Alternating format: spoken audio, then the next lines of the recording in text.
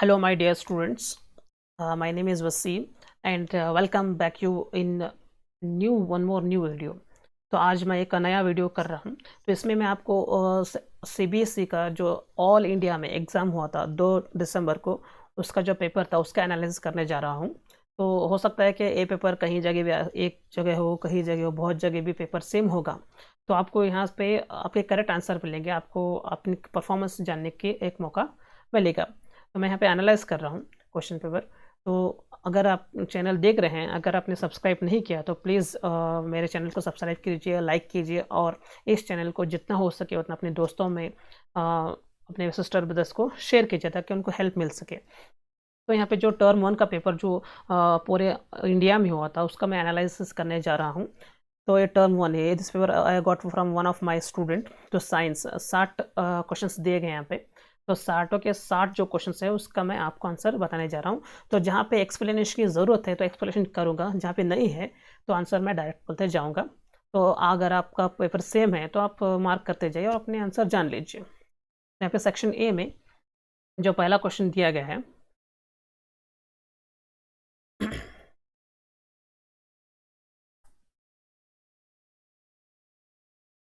Section A में जो पहला क्वेश्चन दिया गया है, a student while burning a magnesium ribbon in air collected product in a wet watch glass. The new product obtained. एक जो स्टूडेंट है वो क्या करता है, मैग्नीशियम है, ये मैग्नीशियम है तो उसको एयर में बर्न करेगा तो हमें क्या मिलेगा, यहाँ पे मैग्नीशियम ऑक्साइड मिलेगा। लेकिन यहाँ पे क्या दिया गया है, वेट ग्लास। जो ग्लास जो है वेट है, it means it contain water. तो ये MgO है, MgO जो कंपाउंड है इसको वाटर के साथ ऐड किया जाएगा, मतलब वेट ग्लास में। तो कंपाउंड क्या फॉर्म होगा, magnesium hydroxide, MgOH twice. So correct answer यहाँ पे जो है मैग्नीशियम हाइड्रोक्साइड है। तो पहले का जो करेक्ट आंसर है वो मैग्नीशियम हाइड्रोक्साइड है। तो चलिए अब दूसरा आंसर देखते हैं। तो second answer is given here, consider the following chemical equation 2NaOH plus sulphuric acid, sodium sulphate and water. ये जो एक केमिकल रिएक्शन है तो उसको the reaction between one base and one क्या बोलते हैं, एसिड भी बोल सकते हैं। तो ये रिएक्शन हो रहा है तो the information conveyed by this reaction, तो इस रिएक्शन के थ्रू क्या इन्फॉर्मेशन दी जा रही है। तो इसमें से 4 स्टेटमेंट है, 4 इसमें कौन से करेक्ट है ये आपको मालूम करना है। तो NaOH reacts with H2SO4 to produce Na2SO4 and water. तो NaOH क्या होगा, सल्फ्यूरिक एसिड के साथ रिएक्ट होगा तो क्या प्रोडक्ट फॉर्म होंगे, Na2SO4 एंड 2H2। ये स्टेटमेंट जो है करेक्ट है, it is statement is very correct. For every 1 molecule of H2SO4 क्या दिया है यहाँ पे, और every 1 molecule of H2SO4 2 molecules of NaOH is required. So सही है। तो यहाँ पे एक H2SO4 के लिए 2 NaOH के मॉलिक्यूल चाहिए, तभी रिएक्शन क्या हुआ, सही तरह से अकर होगा। तो सेकंड ऑल्सो करेक्ट।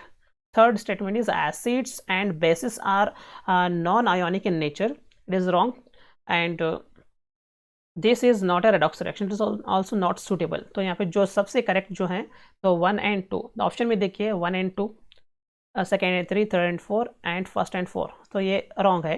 तो जो करेक्ट है यहाँ पे ए, तो सेकेंड के लिए क्या होगा, option number A is correct. तो अभी थर्ड डायरेक्शन की तरफ जाएंगे।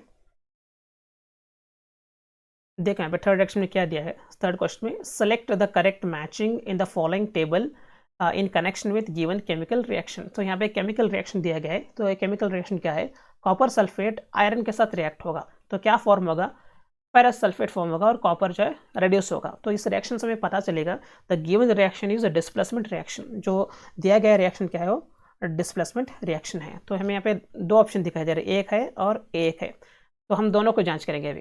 तो कॉपर सल्फेट का कलर जो है वो ब्लू कलर होता है बिगिनिंग में। तो यहाँ पे देखिए displacement reaction with blue colour कौन सा है यहाँ पे, तो ए ले सकते हैं हम बिगिनिंग। तो initial solution is blue colour, तो it is reaction is displacement reaction. जब हम उसमें कॉपर ऐड करते हैं तो कॉपर जब फेरस ऐड करते हैं, ferrous is more reactive than copper, so ferrous reduces to copper and it forms ferrous sulphate, it is pale green colour. ये क्या होगा, पेल ग्रीन कलर का कंपाउंड होगा। तो which is correct here, D option is correct. तो question number 3 में जो option number D correct है। सो चलिए अब नेक्स्ट क्वेश्चन देखते हैं, क्वेश्चन नंबर 4। क्वेश्चन नंबर 4 यहाँ पे दिया गया है, consider the following processes: dilution of sulfuric acid, condensation of water vapor, and then sublimation of dry ice. तो टोटल 4 रिएक्शन दिए गए। 4 रिएक्शन में से द एंडोथर्मिक प्रोसेस इज और आर, तो दिए गए चारों में से एंडोथर्मिक प्रोसेस कौन सा है? Endothermic means the reaction in which heat is utilize, that is known as endothermic reaction. तो यहाँ पे देखिए, तो हमें सब्लिमेशन ऑफ ड्राई, सब्लिमेशन का मतलब क्या है? यहाँ पे हीट की जरूरत पड़ती है। तो one more here you can say ammonium, dissolution of ammonium chloride in water. Ammonium chloride जब वाटर में डिजोल्व करते हैं, अगर पूरी तरह डिजोल्व नहीं किया गया तो उसको हीट देते हैं, तो कंप्लीट रिएक्शन टेक्स प्लेस। तो here which is correct answer? Second and fourth are the endothermic reactions. Second and fourth, option number D is correct. Next question, question number 5. So it is question number 5. A solution gives yellowish orange color when a few drops of universal indicator are added to it. The solution of, तो अब एक solution दिया गया है, अगर उस solution में हम यूनिवर्सल इंडिकेटर के 2 या 3 ड्रॉप डालते हैं तो उसमें येलो कलर दिखाएगा। तो यहाँ पे हमें येलो कलर दिखाई देगा, तो सोल्यूशन कौन सा है? तो यहाँ पे देखिए, तो सोल्यूशन होगा lemon juice, it is a weak acid. क्या होगा यहाँ पे? Lemon juice. So question number 5 में जो option number A is correct. Next question, concentrated sulfuric acid is diluted by adding drop by drop. तो सल्फ्यूरिक एसिड जो है drop by drop add करेंगे। तो यहाँ पे देखिए क्या होगा, water to acid with constant stirring. Acid को फॉर एग्जांपल अगर हम यहाँ पे टेस्ट ट्यूब लेंगे, if you consider one test tube here,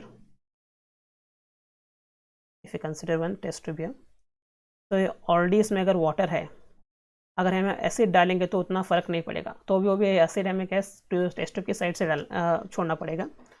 तो अगर एसिड में डायरेक्ट पानी डालेंगे तो test tube will get blast. तो the most correct answer is here, acid को जो है वाटर में हमें डाल सकते हैं easily.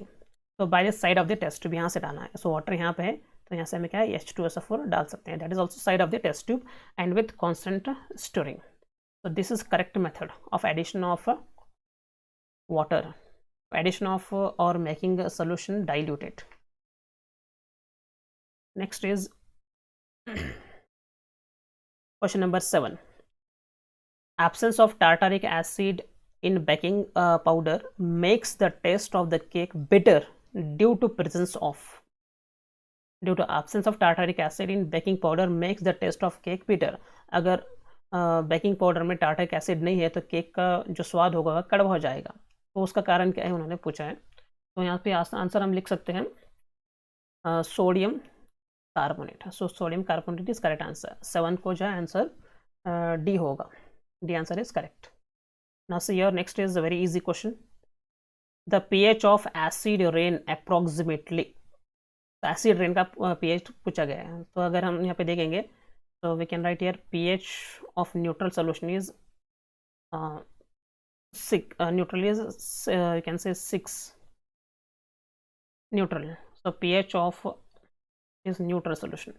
So pH of basic solution, it is basic solution, so it is more than 6 basic solution, and pH of acidic solution is less than 6. So the rain is, it is also not, it is also wrong, it is also wrong answer, it is also wrong. So less than 6, so it is given 5.6, or you can take between 5 to 6 it is given. So your answer A is correct for question number 8. Answer A is correct. Next, see very easy question, applied question.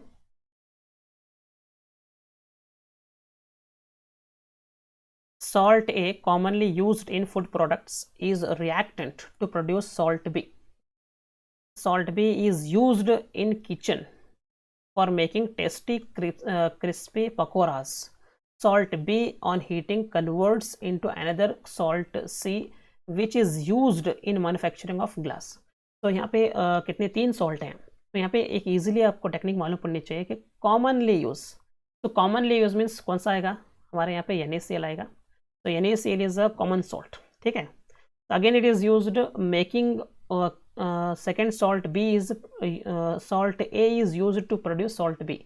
Salt B जो क्या है तो घर में इस्तेमाल करते हैं तो किचन प्रोडक्ट में, तो क्रिस्पी पकौड़ाज. तो यहाँ पे आप ले सकते हैं कि बेकिंग सोडा ले सकते हैं यहाँ पे.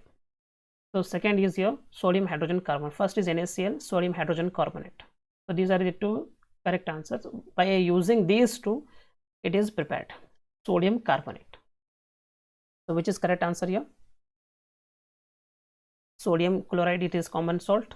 From that sodium chloride, in a preparation of a sodium hydrogen carbonate is baking soda. Then from that, it is sodium carbonate is manufactured. The answer is D. So question number 9 answer is D. The next question. So the entire the chemical reactions are given. So to explain it, it requires more time. So that's why for question 10 I'll tell the answer, so you can verify your answers. For question number 10, the answer is only in a short I'll explain. So here it is asked in the following diagram, what would happen if the same amount of sodium hydroxide takes place in sulfuric acid. तो यहाँ पे test में जो है sulphuric acid दिया गया है. यहाँ पे सल्फ्यूरिक एसिड दिया गया है. अगर सल्फ्यूरिक एसिड के बदले में हम सोडियम हाइड्रोक्साइड इस्तेमाल करेंगे NaOH, तो क्या होगा? what will happen they ask. So here it is given. If you want to understand this question, you have to write the reaction. So your answer is, so for question number 10, answer is C. The amount of hydrogen gas evolved is much less. Now move to question number 7. So very easy question is asked. In human alimentary canal, the specific enzyme secreted in the location 1, 2 and 3 are. So your locations are given, 1, 2 and 3 locations are given. So which enzymes are secreted during the process of digestion? So here for better understanding, you can see here.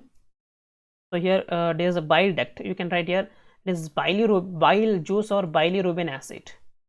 Bile juice or bilirubin acid. And from the mouth, amylase is secreted.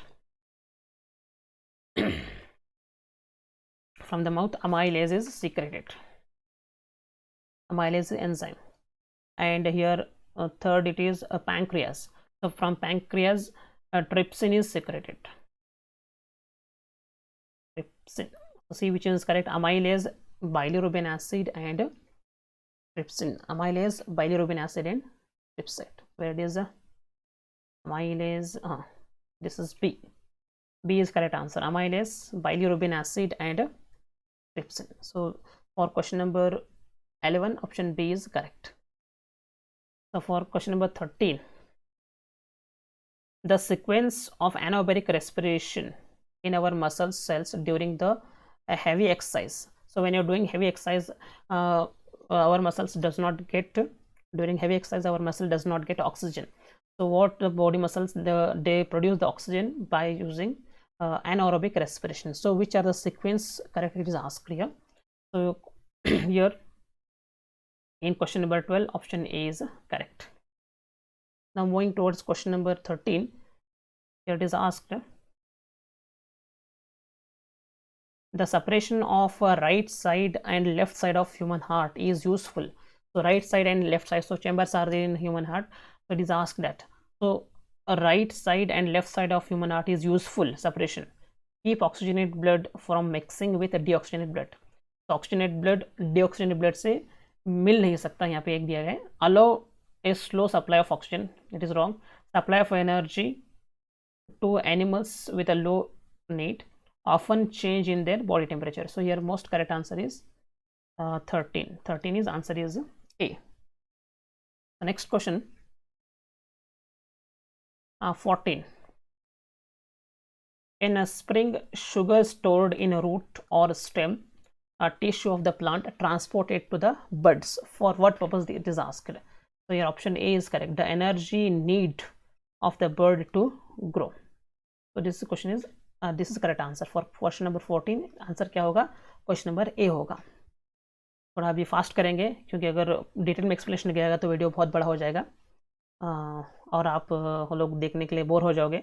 तो इसलिए जैसे जैसे video बढ़ता जाएगा तो speed भी बढ़ती जाएगी। तो अगर आपको समझ में नहीं आ रहा तो कमेंट बॉक्स में मैसेज करके पूछिए, कुछ समझ में नहीं आ रहा तो ये गिवन। अगर if you want any other new information, new videos, so you can ask by giving message in a comment. You can comment, and don't forget to subscribe and like and share the video. Share among with your friends. Now here question number 15. The energy released during cellular respiration is used to synthesize. So cellular respiration के cellular, here it is asked, cellular respiration के दौरान जो energy release होती है तो उसका क्या होता है? So here answer is ATP. What is ATP? Adenosine triphosphate. For question number 15, the C answer is correct. So moving towards this question number 16, here it is asked, upward movement of water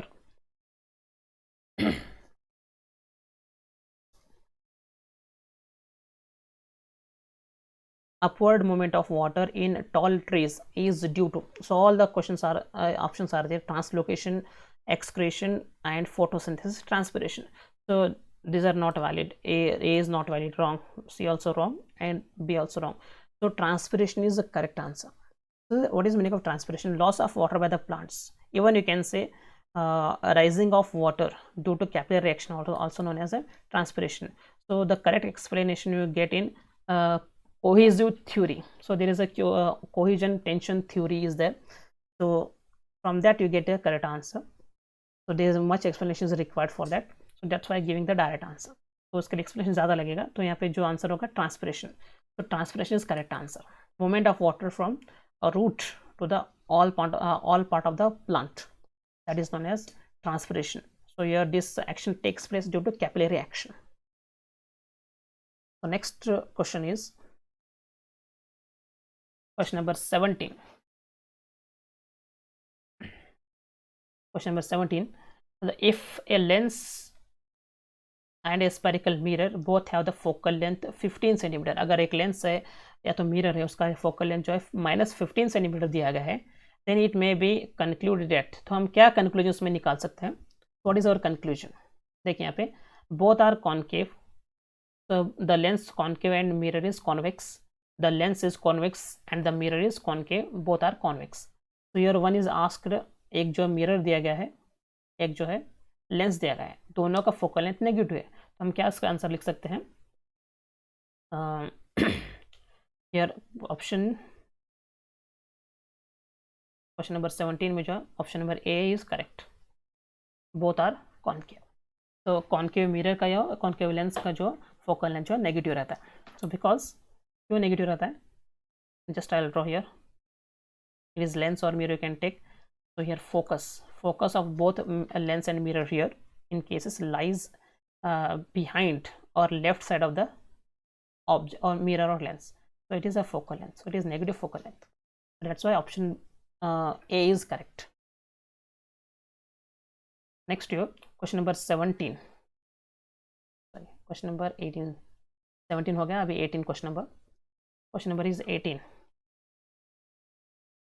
An optical device forms an erect image of an object. See here, image is given erect of an object placed in front of it. The size of the image is 1/2 of the object. The optical device name is. तो एक mirror या तो एक lens लेके एक image form की जा रही है जो इरेक्ट है. तो वो मिरर या तो लेंस कौन सा है? It is asked. तो यार, so it is convex mirror. कौन सा है यहाँ पे? Option number B is correct. Convex mirror is correct. तो कॉन्वेक्स मिरर जो ऐसा मिरर है जिसमें इमेजेस बड़े भी फॉर्म होते हैं और छोटे भी फॉर्म होते हैं. तो this is correct option. Which one? 18 में जो option number B is correct. 19, question number 19. See it is how much it is easy. A student determined the focal length of a device A. Focal length of a device A by focusing the image of a far off object on a screen on the opposite side of the object the device A is. तो यहाँ पे क्या दिया गया common में? एक student है जो इमेज फोकस करता है. तो यहाँ पे समझो कि यहाँ पे ऑब्जेक्ट है, ये ऑब्जेक्ट समझो, और यहाँ पे लेंस या तो मिरर है. So what he will do, he will try to focus the image. That screen is placed on the opposite side of the optical device. So here you can say it is a screen. So here this image this object forms image here. So obviously it is the transparent medium.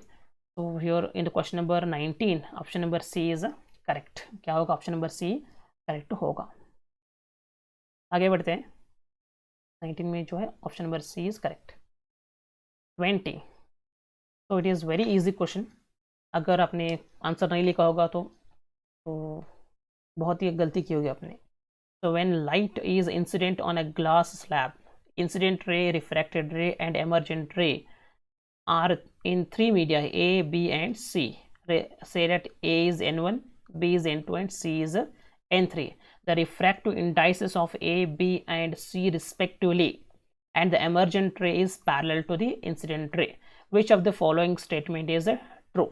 तो यहाँ पे 4 statement दिए गए, तो उसमें कौन सा है? तो जस्ट हम ड्रॉ करके देखेंगे. ये जो है एक ग्लास स्लैब है, एक ग्लास स्लैब है, इट इज़ नॉर्मल. यहाँ पे इंसिडेंट रे होगी, that is medium A. Medium A is air medium. तो well ray refracted ray enters, so it is glass medium. For B is glass and C is again air medium. तो यहाँ पे N1 air medium है, N2 glass medium है, N3 again air medium. तो option क्या होगा?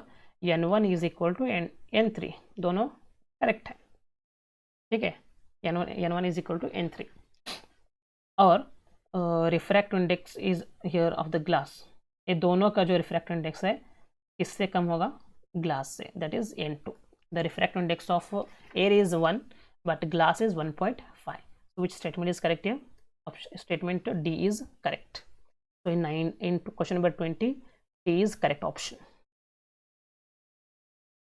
आपको समझ में आ रहा होगा. अगर कुछ नहीं समझ रहा तो कमेंट करके पूछ सकते हैं. Question number 21.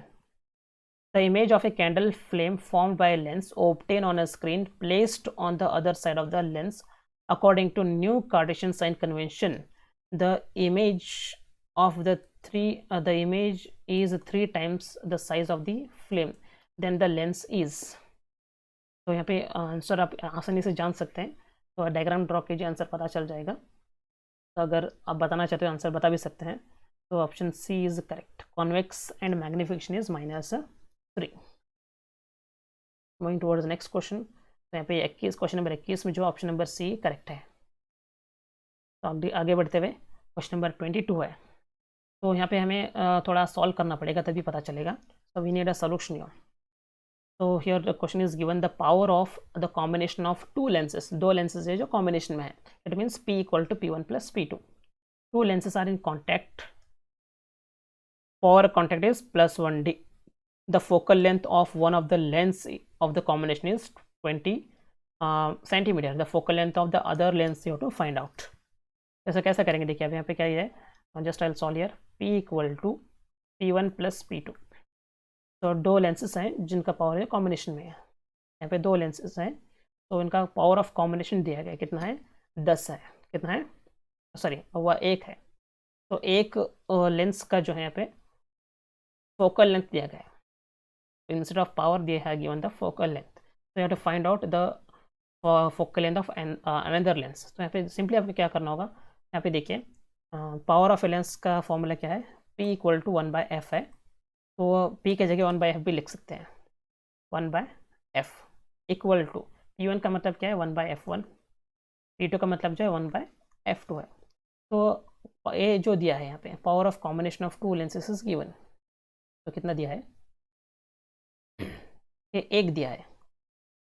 और हम यहाँ पे 1/f, ये 1/f है, f1 है. तो उसमें से एक पावर दी गई जो है 20 है. तो हमको जब भी हम पावर फाइंड करते हैं तो फोकल लेंथ को सेंटीमीटर से मीटर में कन्वर्ट करते हैं. तो यहाँ पे हम क्या लिख सकते हैं? 20 सेंटीमीटर लिख सकते हैं. It is centimetre. In metre में क्या होगा? 20/100 इसको लिखना पड़ेगा हमें. 20/100 वी कैन राइट. तो यहाँ पे क्या लिखेंगे हम? 20/100 लिखेंगे और इसको 1/1 लिख सकते हैं. Plus 1/f2 have to find out. f2 find करना पड़ेगा. तो नेक्स्ट पेज पे सोल्यूशन देखेंगे इसका. तो 1/1 माइनस 20, इसको यहाँ पर ट्रांसफर कीजिए, तो 20/100 इक्वल टू 1/f2, 1/f2 यहाँ पे सॉल्व करूँगा। तो देखिए एलसीएम अगर निकालेंगे तो क्या होगा, एलसीएम 100 आएगा, यहाँ पे 100 1 ज़ा 100, सॉल्व कर रहा हूँ मैं, आप ही सॉल्व कीजिए, माइनस 20 आएगा यहाँ पे, इक्वल टू 1/f2 आएगा। तो 100 माइनस 20 कितना आएगा, 80/100 आएगा। तो 80/100 इज इक्वल टू 1/f2। अगर आप इसको लिख सकते हैं 80 सेंटीमीटर लिख सकते हैं, या तो 0.8 डायोप्टर लिख सकते हैं। तो आंसर इस कितना आएगा, 80। तो चेक करेंगे भी आंसर हमारा 80 है या नहीं। देखें ऑप्शन कौन सा 80 दिया गया है, ऑप्शन नंबर बी क्या है, 80। 22 के लिए क्या, ऑप्शन नंबर बी करेक्ट है। तो आगे बढ़ते हुए question number 23, when a ray of light passes through a glass prism it suffers 2 refractions, during these 2 refraction they bend।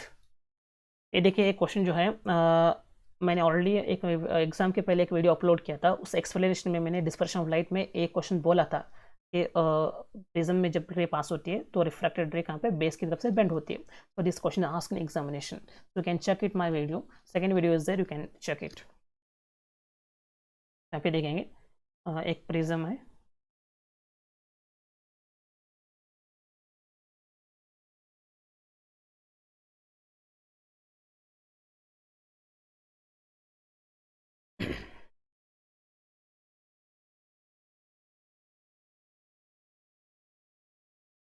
एक प्रिज्म है। तो इस प्रिज्म में क्या देगा, when a ray of light passes through a glass prism it suffers 2 refractions, during 2 refractions ray bend towards. तो पहली रे यहाँ पे है, तो ए इंसिडेंट सेकेंड रे, और better diagram you will understand you. जो एक प्रिज्म है, जो पहली रे है, ए जो है यहाँ पे बेस है, सो दूसरी रे कहाँ पे, बेस की तरफ बेंड होगी, और तीसरी रे भी जो है बेस की तरफ बेंड होगी। तो during this 2 refractions the bending of light takes place toward the base of the prism. कहाँ पे होगा, प्रिज्म के बेस की तरफ होगा। तो ऑप्शन कौन सा होगा यहाँ पे, क्वेश्चन नंबर 23 में जो ऑप्शन नंबर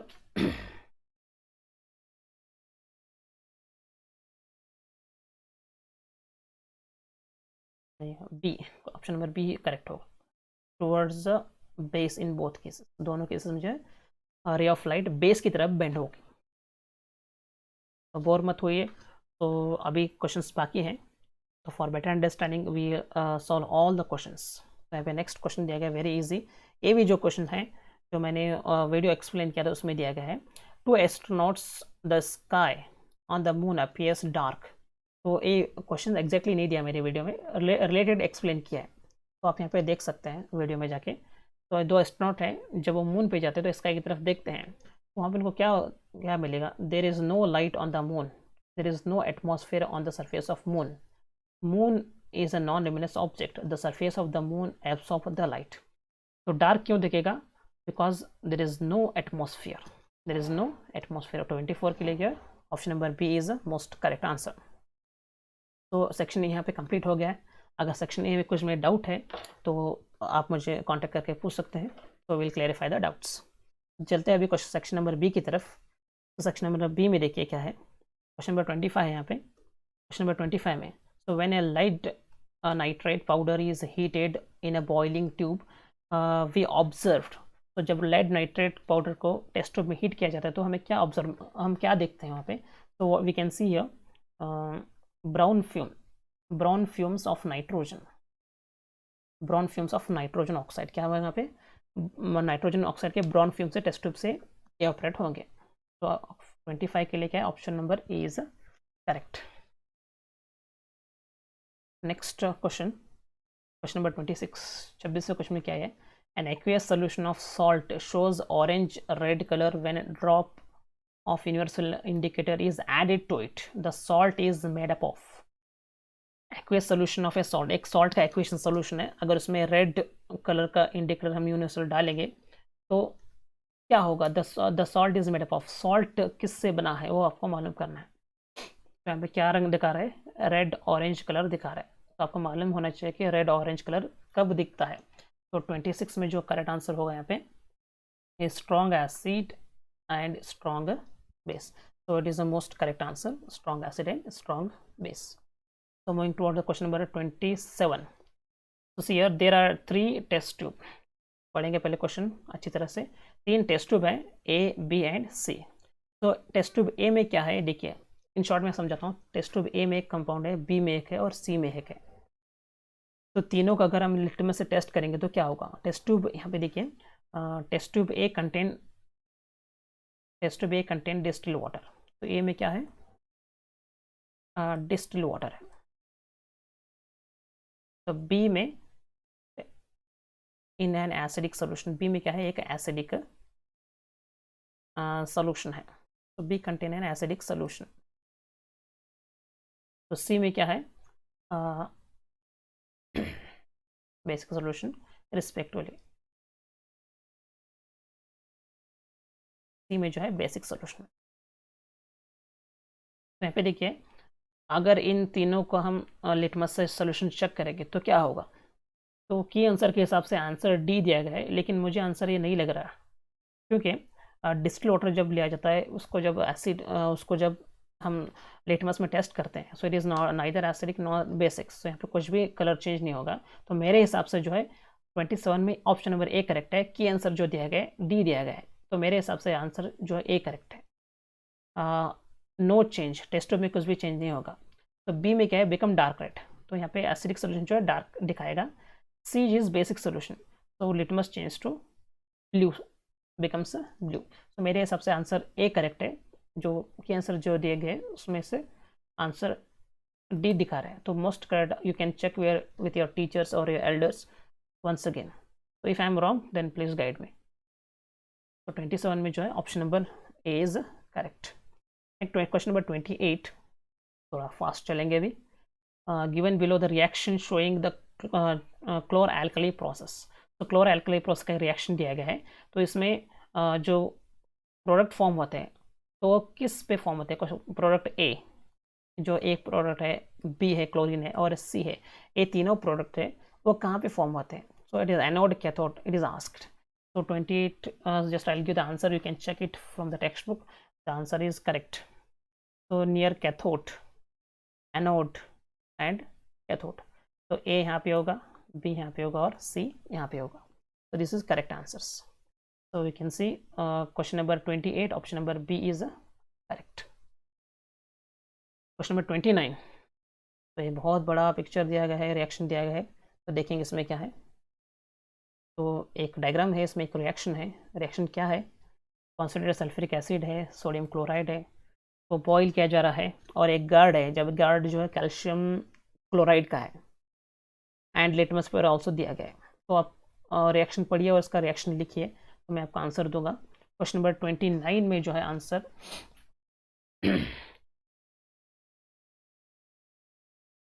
यहाँ पे जो गैस निकलती है, तो during this reaction the gas is formed.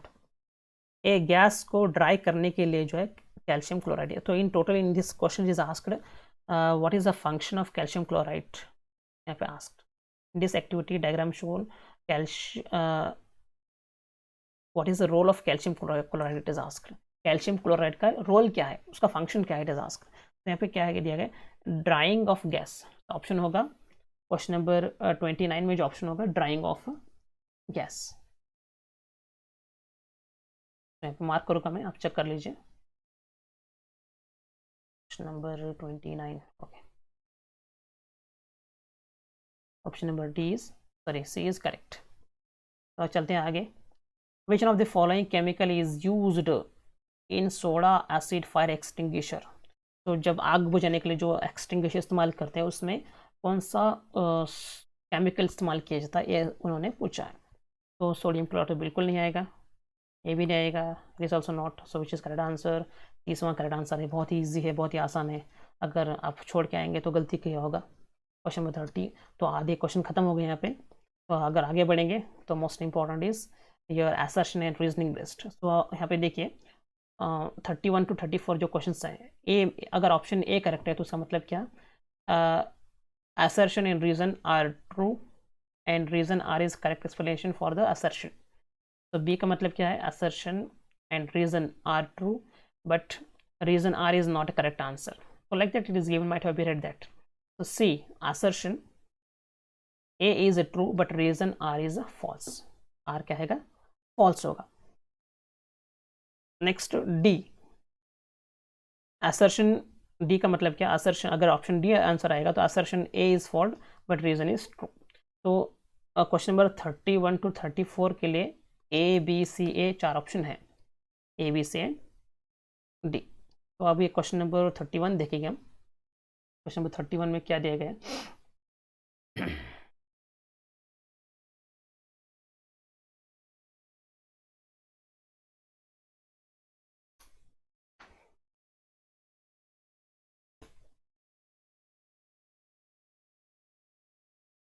Silver salts are used in black and white photography. एक स्टेटमेंट है, इसका रीजन क्या है? Silver salt do not decompose in the presence of light. वो असर्शन एक स्टेटमेंट है, इसका रीजन ये सही है क्या नहीं हमें देखना है. तो देखेंगे आंसर करेक्ट है या नहीं. तो what is 31? See what you wrote the answer for 31.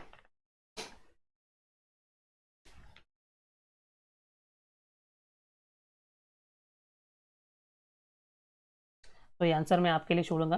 तो 31 you just right and comment for me. 31 ये आंसर जो है मुझे कमेंट करके बताइए 31 के लिए ऑप्शन क्या होगा, ए बी सी डी और ए बी और सी और D. Just because if every answer I am telling then you might also do something. तो क्वेश्चन नंबर 31 का आंसर आप मुझे बताइए. ठीक है, तो 32 में चलेंगे अभी. क्वेश्चन नंबर 32 में क्या दिया गया है? द सोल्यूशन ऑफ असर्शन दिया गया, solution of an ionic compound are a good conductor of electricity. Reason, movement of atoms of the element takes place in the solution. तो इसका जो आंसर आएगा क्वेश्चन नंबर 32 का आंसर आएगा उसका सी. तो सी का क्या होगा देखेंगे. C is given here, assertion A is true, reason is false.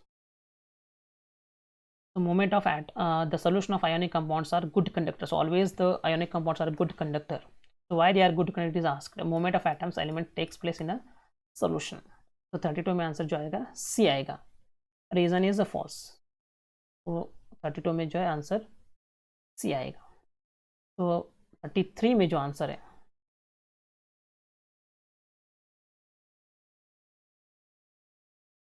में the rate of breathing in aquatic organism, the rate of breathing in aquatic organism is much slower than the terrestrial organism. Reason is the amount of oxygen dissolved in water is very low as compared to the amount of oxygen in the air. Question number 33 में जो answer आएगा देखें क्या है.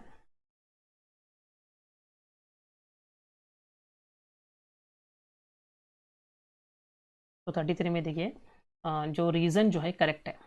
Rate of breathing in aquatic organism is much slower. ये जो wrong है, statement is wrong है, रीजन सही है. तो assertion is wrong and reason is correct. कौन सा आएगा यहाँ पे? तो assertion is false and reason is correct. तो ऑप्शन नंबर डी. तो 34 के लिए जो आएगा ऑप्शन नंबर डी. तो for 34 option number D is correct. So if you're getting different answer, you can ask by commenting. Next question is question number 35. Sorry, 34. 34 एक है. So it is from the physics. 34 is from the physics. देखेंगे क्या होगा. The kerosene having the higher refractive index is optically denser than water. Kerosene having the higher refractive index is optically denser than water, although its mass density is lesser than water. तो पहले देखेंगे kerosene का जो refractive index है कितना है. तो kerosene refractive index we can write here N के लिखूंगा मैं. केरोसिन का रिफ्रैक्टिव इंडेक्स 1, तो 1.39 है और वाटर का जो रिफ्रैक्टिव इंडेक्स है 1.33 है. ठीक है, तो kerosene having the higher refractive index, it is correct. Kerosene having the higher refractive index than the water, correct. Although its mass and density is lesser than water. तो अगर हम वाटर की density देखेंगे, डेंसिटी ऑफ वाटर कितना है, 1 है. तो density of kerosene is less than 1, so almost is 0.786. It is like that. So reason a statement A is correct.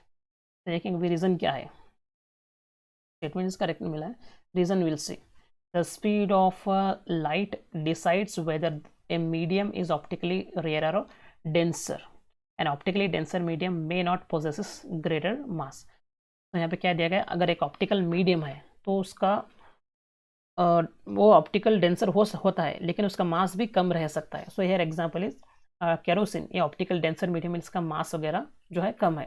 तो मेरे हिसाब से जो आंसर है 34 के लिए जो ए आएगा, मेरे हिसाब से जो आंसर ए आएगा 34 के लिए।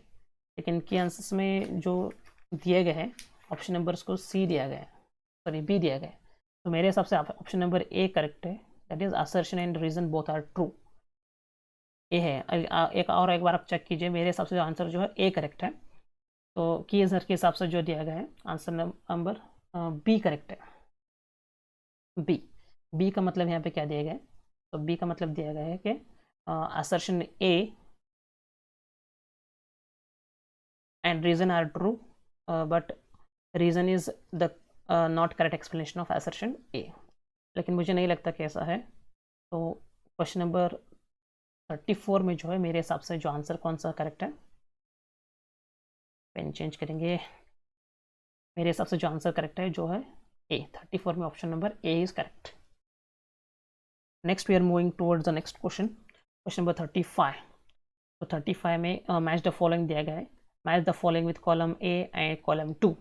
तो हम यहाँ पे क्या लिखेंगे, potassium C, potassium vigorously burns and B के लिए जो है थर्ड आएगा, डज नॉट, जिंक जो है does not burn at ordinary temperature. So A के लिए 4 है, बी के लिए थर्ड है, और कौन सा ऑप्शन है नहीं है यहाँ पे। तो सी के लिए ऑब्वियसली कितना आएगा, 2 आएगा। C is 2, get coated with a black colored layer and D is 1. Silver does not react with even at a high temperature. तो ऑप्शन कौन सा सही हैंगे इसमें, क्वेश्चन नंबर 35 में जो ऑप्शन नंबर ए है वो करेक्ट होगा। ऑप्शन नंबर ए करेक्ट है 35 में। मिलते हैं क्वेश्चन नंबर 36 की तरफ से, देखें क्या है। 4 test tubes A B and C, 4 test tube दिए गए हैं। In test tube A iron nail is dipped with copper. तो मैं यहाँ पे आपको रिएक्शन लिख के दिखाऊंगा क्या होगा, it is very necessary to no.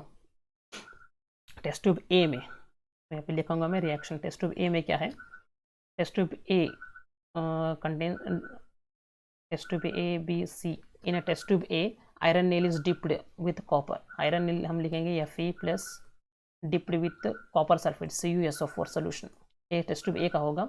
In test tube B, यहाँ पे दिया गया टेस्ट ट्यूब बी में copper wire is dipped, copper wire मतलब Cu is dipped with ferrous sulphate solution, FeSO4 है। Next question, in test tube C zinc metal is dipped in ferrous sulphate, C में जो है zinc metal क्या है, ferrous sulphate में FeSO4 में dip है। And D iron nail is dipped with zinc, D में क्या है, आयरन नेल मतलब Fe जो है क्या में डिप है,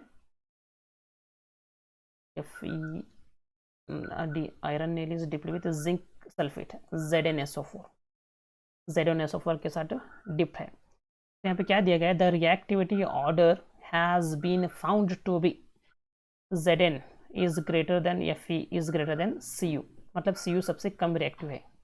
in which test tube was the colour change observe, so कौन से टेस्ट ट्यूब में जो है कलर चेंज हमें ऑब्जर्व होगा। यहाँ पे देखिए अगर हम इसको कंपेयर करेंगे, just I change the pen, अगर हम इसको कंपेयर करेंगे पहली टेस्ट ट्यूब में, तो कॉपर लेस रिएक्टिव होगा। कॉपर क्या है, लेस, पहले यहाँ पे जो आयरन का कलर है जो ग्रे है, कॉपर का जो है ब्लू है। तो इनमें जो कलर फॉर्म होगा इस रिएक्शन में, इसका ब्लू कलर है तो चेंज होके पेल ग्रीन हो जाएगा। तो we can observe the colour in this solution. Next जो है B, copper and FeSO4, so FeSO4 is more reactive, Fe इसमें जो है मोर रिएक्टिव है, तो कॉपर उसको रिड्यूस नहीं कर सकता, सो यहाँ पे no colour change takes place. Next ये in the test tube C Zn FeSO4, तो यहाँ पे FeSO4 जो है एक ग्रे कलर का कंपाउंड है, ग्रे कलर। अगर हम इसमें Zn मिलाते हैं, Zn if we add the Zn, So what happened? Zn reduced to Fe and it forms colorless solution. क्या होगा यहाँ पे? colorless solution form होगा. नेक्स्ट टेस्ट डी में क्या है? Zn है, ये सो ये कंबाइंड है, तो Fe Zn को रिड्यूस नहीं करेगा क्योंकि Zn is it is given here Zn is highly reactive. So less reactive element never replace the high reactive element. So no color change takes place. So here A and D. यहाँ पे कौन सा होगा correct? Sorry A and C. क्या correct होगा? A and C. तो option question number 36 में जो करेक्ट आंसर है ए है, जिसमें A and test tube C में जो कलर चेंज हम ऑब्जर्व कर सकते हैं. देखिए नेक्स्ट क्वेश्चन में बहुत इजी है. The function not perform by villa is. So remember very need read very carefully. Not जो मतलब विल्लस के 3 फंक्शन सही हैं और एक इनकरेक्ट है. What is correct here? Which is incorrect? First will search 3 correct. To increase the surface area, it is correct. To ensure a rich supply of blood vessel, correct. Absorption of food, also correct. So egestion is not a function of villi, which is correct answer. D is correct answer for 37 question. Question number 37 के लिए जो है answer number D correct है. सो 38 के लिए तो ये बहुत ही ईजी है, आप यहाँ पे लिख सकते हैं द आंसर्स. तो यहाँ पे जो डी है urinary bladder, it is urinary bladder. और ए जो है राइट किडनी है, it is right kidney.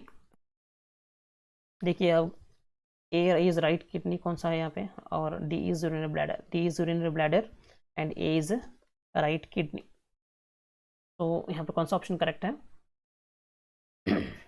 Option number D is most correct. अगर 2 हमें पता चलेंगे तो बाकी के 2 वही है. तो सी में जो है एयर सी इज वेना केवा.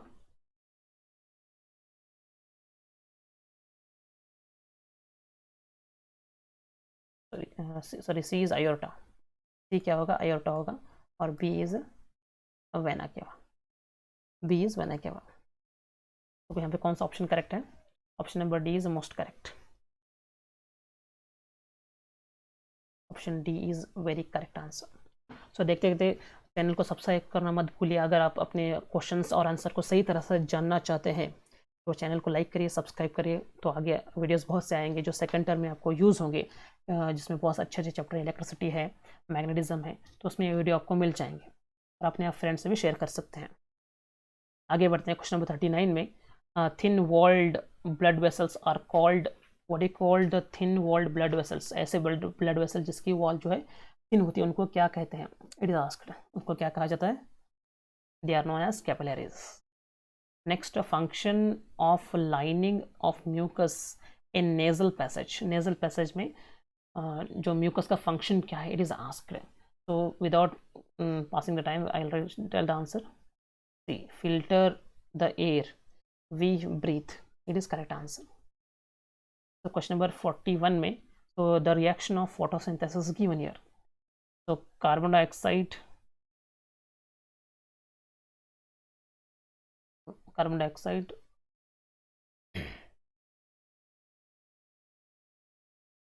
CO.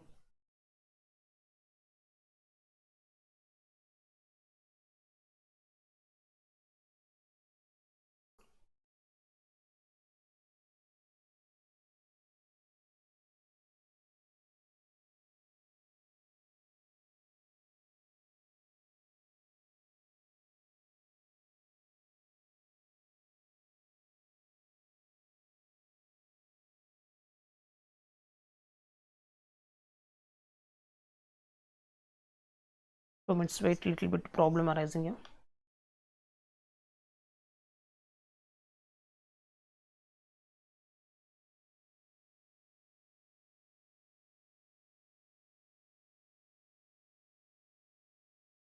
So we can see here in the question number 41 the reaction of photosynthesis is given. Just I'll write your reaction CO2 plus H2O in the presence of sunlight and chlorophyll. So what reaction takes place? It forms carbohydrates. And it is asked with carbohydrate 2 or more are formed. 2 more are formed, utilized as. तो यहाँ पे जो A क्या है और B क्या है वो आपको लिखना है. So just check the answer, the very easy what answer will get here. So your energy is stored. क्या होगा? एनर्जी जो है stored होगी. And the plant utilize the energy and they stored starch. So they utilize the energy for their good purpose and starch is stored. Number C is correct. 41 में जो है option number C is correct. Next, moving towards the next question. 41 में option number C correct हो गया. Next 42. 42 is very easy question. By looking the diagram we can analyze. The diagram given below. Identify the type of the lens x dash. X and x dash lens एक है.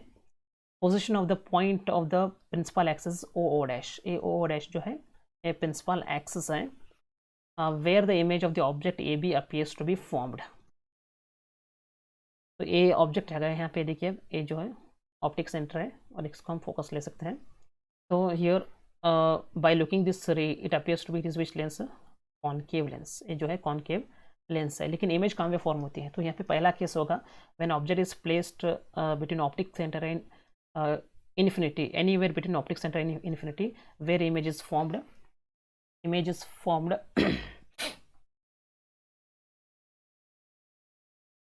कहाँ पे form होगी image? Here.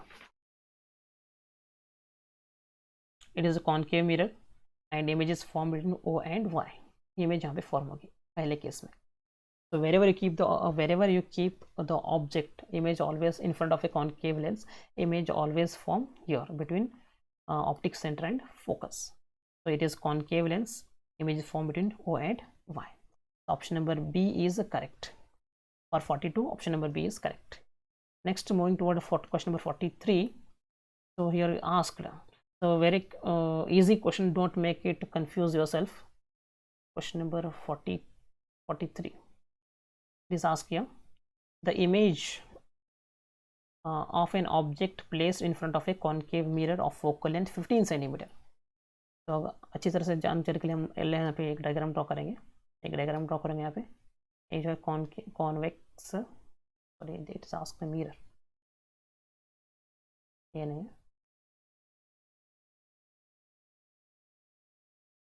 Convex mirror दिया गया. यहाँ पे एक मिरर ड्रॉ करेंगे हम.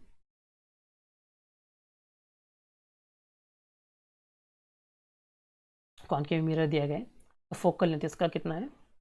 15 सेंटीमीटर. यहाँ पे मार्क करेंगे optic centre, sorry then focus and centre of curvature. तो इसका जो फोकल लेंथ दिया गया है कितना? 15 centimetre is given. 15 centimetre focal length is given and image is formed as the same size of the object. So we know that this is only one case where object is placed on the C, image also form on the C. The distance between the image and object is, तो यहाँ पे अगर focus 15 centimetre है तो object का image distance कितना होगा? 30 होगा. तो ऑब्जेक्ट डिस्टेंस भी कितना होगा? 30 होगा. तो यहाँ पे U भी 30 है और V भी 30 है. इमेज डिस्टेंस भी 30 है और ऑब्जेक्ट डिस्टेंस, बिकॉज इमेज जहाँ ऑब्जेक्ट जहाँ पे रहता है इमेज भी उसके नीचे फॉर्म होती है. तो यहाँ पे मेन क्या दिया गया है? The distance between object and image. Object और इमेज के बिटवीन डिस्टेंस क्या होगा? तो 30 - 30 होगा. क्या होगा? 0 होगा. The most correct answer is 0. 43 में जो है डी आंसर करेक्ट है. Next question is question number 44. Question number 44 अगर सॉल्व करके देखेंगे तो बहुत इजीली पता चलेगा. So I will give the direct answer. Question number 44 का जो है आंसर जो है सी आएगा. Next question number 45. Question number 45 में एक रिलेशन दिया गया है, the relation R is equal to 2/f. तो R is equal to 2/f. So 2/f is equal to R. A relation for which lenses or for which mirror is applicable? For concave mirror but not for convex, it is wrong. For convex mirror but not concave, it is also wrong. Neither concave nor for convex, it is also wrong. For both concave and convex mirror. So R is equal to f by 2 is valid relation for both the mirror kind of mirror, या तो concave mirror हो गया तो convex कौन सा भी mirror होगा उसको जो है R is equal to F/2 ए जो है अप्लीकेबल होगा। तो 45 में क्या आंसर आएगा, 45 में जो आएगा डी आंसर आएगा। इन 45 D is correct. Next question is given 46, question number 46। A lens has a power of +4 dioptre, it is which lens, ये लेंस कौन सा है, उसके फोकल लेंथ कितनी है। तो यहाँ पे देखिए कितना इजी है, तो easily by applying the formula we can solve. I will solve here. तो एक लेंस का जो है पावर दिया गया, पावर कितना है 4D है, तो पावर जो है 4D है। तो लेंस कौन सा है, याद रखिए अगर कोई भी लेंस की अगर फोकल लेंथ अगर पॉजिटिव होगी उसकी पावर भी पॉजिटिव होगी। तो यहाँ पे कॉन्वेक्स लेंस जो ऐसा लेंस है जिसकी जो फोकल लेंथ जो है पॉजिटिव है तो पावर भी पॉजिटिव आएगी। अभी हमको उसका क्या मालूम करना है, फोकल लेंथ मालूम करना है। तो ये 1/f इक्वल टू, तो वी कैन राइट हियर 1/4। 1/4 मतलब क्या, you can write here p is equal to 0.25 metre. क्या होगा इसका आंसर, 0.25 मीटर होगा। कॉन्वेक्स लेंस है तो पावर 4D है, फोकल लेंथ कितनी आएगी 0.25 मीटर। अगर सेंटीमीटर में चाहते हैं तो 25 सेंटीमीटर आंसर होगा। तो क्वेश्चन नंबर 46 में answer C is correct. Next question number 46, it is very easy question. 47 an object is placed in front of a concave lens for all position of the image formed always। जो यहाँ पे mirror lens जो दिया गया है concave lens है। Concave lens में आप ऑब्जेक्ट कहीं पे भी रखो, इमेज जो होगी ऑलवेज वर्चुअल होगी, image always diminished and erect ही होगी। So option number B is correct. 47 में ऑप्शन नंबर बी जो है करेक्ट है।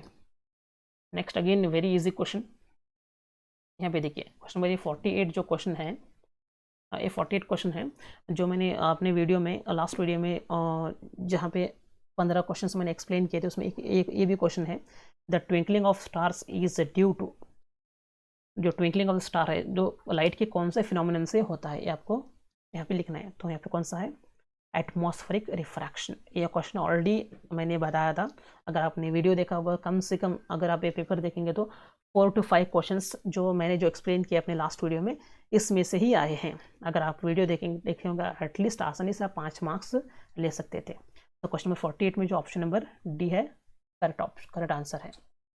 Twinkling of star is due to atmospheric refraction. बढ़ते हैं आगे क्वेश्चन की तरफ। क्वेश्चन नंबर 49 में एक स्टोरी केस बेस्ड क्वेश्चन है, तो पहले पढ़ूंगा मैं और एक्सप्लेन करूंगा। देखिए अप्लाइड क्वेश्चन है। One day Kamal saw that her mother was roasting peanuts in a pan और कढ़ाई in the kitchen and she had taken ordinary salt. Ordinary salt मतलब जो है हमारा कॉमन सॉल्ट आएगा, सोडियम क्लोराइड। पीनट्स शेंगा जब रोस्टिंग करते हैं तो उसके लिए क्या लिया जाता है, जो घर में जो इस्तेमाल करते हैं वो नमक लिया जाता है। She was surprised to observe that in spite of very high temperature, the salt does not melt and peanut get roasted. The peanut get roasted. तो यहाँ पे कौन सा आएगा सॉल्ट, तो 49 में जो करेक्ट आंसर है वो बी ही आएगा, क्योंकि ये जो सॉल्ट है रोस्टिंग ऑफ पीनट्स के इस्तेमाल किया जाता है। तो at a very high temperature the salt also not melt. तो मोस्ट करेक्ट आंसर इज 49 में जो आंसर है बी है। 50 में देखिए नेक्स्ट क्वेश्चन है 50, कितना इजी है। 50 में a common salt is a covalent compound and ionic compound by form by sharing of electron. Common salt दिया है, कॉमन सॉल्ट कौन सा कंपाउंड है पहले पता होना चाहिए। तो there are 2 compounds, ionic compounds and covalent compound. So sodium chloride NaCl, Na plus and Cl minus, these are the ions. So ion together and form, they are form the ionic compounds. Ion मिलके जो है ionic compound बनाते हैं। So common salt is the which compound? It is an ionic compound formed by the transfer of electron. So ionic compound only formed by the transfer of electron and covalent compound formed by the sharing of electrons. So sodium is, it is an ion which form its compound by the sharing of electron। 50 में जो option है C correct है। Next is 51। 51 तो common salt common salt is not a raw material. तो read question very carefully. Common salt है, a raw material नहीं है, मतलब ऑप्शन 4 ऑप्शन है, 4 में से किसी 3 के लिए रॉ मटेरियल, 1 के लिए नहीं है। तो देखेंगे कौन सा है। तो अगर ये एप्लीकेशन, अगर हम यूजेस ऑफ कॉमन सॉल्ट में देखेंगे तो मालूम पड़ेगा। ब्लीचिंग पाउडर जो है वो सॉल्ट की मदद से तैयार किया जाता है। बेकिंग सोडा भी सॉल्ट की मदद से तैयार किया जाता है। कॉस्टिक सोडा भी सॉल्ट की मदद से तैयार किया जाता है। So plaster of Paris is only one compound which is not prepared by using common salt. So common salt is not a raw compound for this. 51 में जो ऑप्शन आएगा बी आएगा। 52 में देखेंगे, वेरी इजी क्वेश्चन अगेन। 52 में a common salt is used as a raw material in the preparation of washing soda in which the number of molecules of water of crystallization. What they ask, washing soda. तो अगर washing soda का formula पता होगा तो आसानी से लिख सकते हैं। तो क्या आएगा, Na2CO3 डॉट 10H2O। तो ये 10H2O है, वही आंसर है। तो वाटर ऑफ क्रिस्टलाइजेशन कितने होते हैं, 10 होते हैं। तो आंसर 52 में आंसर ए जो है वो करेक्ट है। तो then here case study 2 is given, a big activity is given. If I explain again it takes much time, तो just I will give the answer, please check it. 53 में जो पहला correct answer है 53 में B, 53 answer B is correct. And 54 on the base of this activity what we can conclude. तो 54 में जो answer आएगा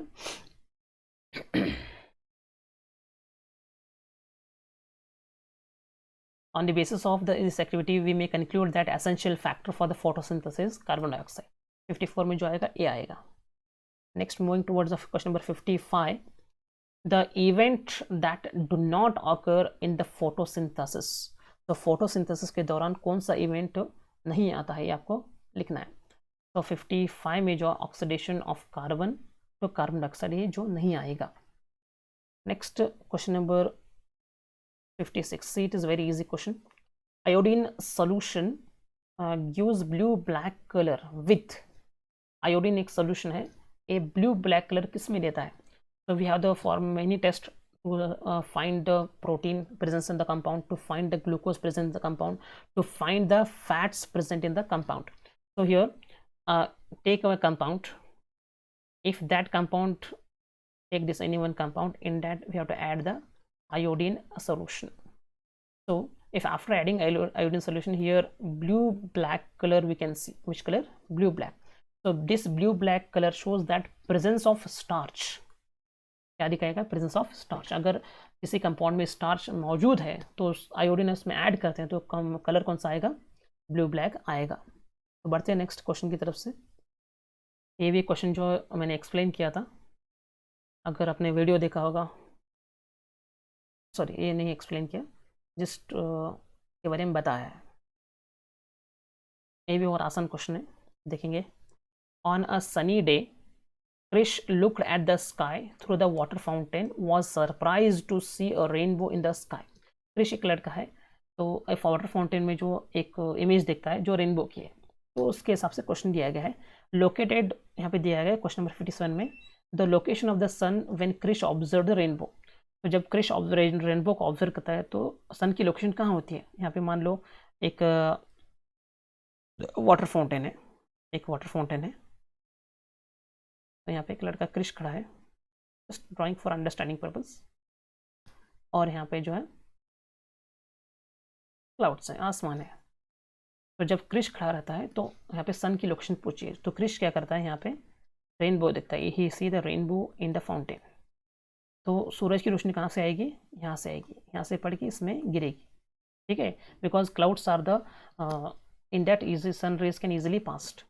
तो यहाँ पे क्या होगा, सूरज जो है क्रिश के पीछे है, तो the sun is located behind him. 57 में जो है आंसर ए इज करेक्ट।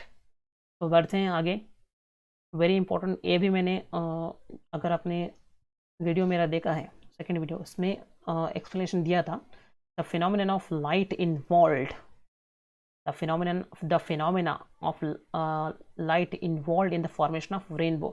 जब रेनबो फॉर्म होता है उसमें कौन से फिनोमिनन आते हैं, ये पूछा है।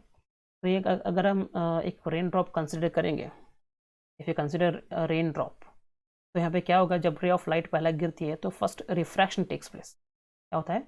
रिफ्रैक्शन होता है। सेकेंड जो है लाइट गेट डिस्पर्स्ड, लाइट क्या हो, डिस्पर्शन होती है। यहाँ पे नेक्स्ट क्या होता है, light continue totally reflected, in total internal reflection होता है। तो यहाँ पे जो ऑप्शन है, option number B is correct. अगर आपने मेरा वीडियो देखा होगा तो आसानी से आंसर लिख पाए होंगे। 58 में जो है option number B is correct. बढ़ते हैं लास्ट क्वेश्चन 59 की, लास्ट 2 क्वेश्चन हैं। 59, in the formation of rainbow, the role of water droplets present in the water fountain। अगर रेनबो फॉर्म होता है उसमें वाटर ड्रॉपलेट का रोल क्या है, मतलब वाटर ड्रॉप किस तरह से एक्ट करता है। See the formation of rainbow we can practically we are taking as a prism. So here we can write the small tiny drops of water act like a prism। तो 59 में जो answer होगा prism होगा। Answer number D is correct. Next year 60 question number से जो सब question है, question number 58, 59, 60, ये सभी क्वेश्चन जो है मैंने मेरे सेकंड वीडियो में अगर आपने देखा होगा उसमें क्वेश्चन नहीं दिए गए, लेकिन एक्सप्लेनेशन में बोला गया कि रेनबो या तो डिस्पर्शन कैसे होता है। The next question is question number 60. I have explained the entire the English version. Hindi version is remaining. So English version most of them understand very well. सब लोग जो English version आसानी से समझ में सकते हैं। तो यहाँ पे क्वेश्चन नंबर 60 जो लास्ट क्वेश्चन है जो दिया गया है, लास्ट क्वेश्चन है,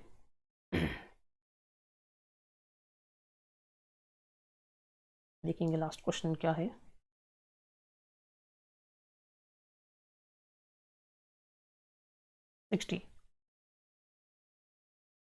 While entering a water drop, sunlight gets। जब सनलाइट, यहाँ पे डायग्राम निकालूंगा मैं फिर से, ये वाटर ड्रॉप है, अगर इसमें लाइट अगर एंटर होती है, अगर लाइट एंटर होती है तो क्या होता है। सी whenever in any transparent body when light enters first it is refracted। क्या होगा, रिफ्रैक्टेड होगा। ठीक है, यहाँ पे वाटर ड्रॉप दिया गया है तो यहाँ पे फॉर्मेशन ऑफ रेनबो का कॉन्सेप्ट दिया गया है। तो then it is a dispersed. Next क्या हुआ है, डिस्पर्शन दिया है। नेक्स्ट जो है टोटल इंटरनल रिफ्लेक्शन होता है, तो टोटल इंटरनल रिफ्लेक्शन ध्यान नहीं दिया गया, तो ऑप्शन क्या होगा 60 में option C is correct, refracted and dispersed. Refracted and dispersed. तो ऑलमोस्ट सब questions, every question I explain entire, you can see from first to 60 all the questions were explained to you। तो सी उम्मीद है कि हर question आपको समझ में आया होगा। अगर कोई भी क्वेश्चन अगर समझ में नहीं आया या तो कोई डाउट है तो कमेंट करके पूछिए, तो I will try to explain with correct explanation. तो इतना 1-2 घंटे का वीडियो हुआ, तो इस वीडियो को अपने दोस्तों के साथ, अपने फ्रेंड्स के साथ, अपने टीचर के साथ ज़रूर शेयर कीजिए। और इस चैनल को अगर फॉलो नहीं किया, सब्सक्राइब नहीं किया, तो चैनल को फॉलो कीजिए, सब्सक्राइब कीजिए और ज़्यादा से ज़्यादा शेयर कीजिए। I have spented my nearly 1.5 or 2 hours to make this video, so I hope will share, subscribe and like the video।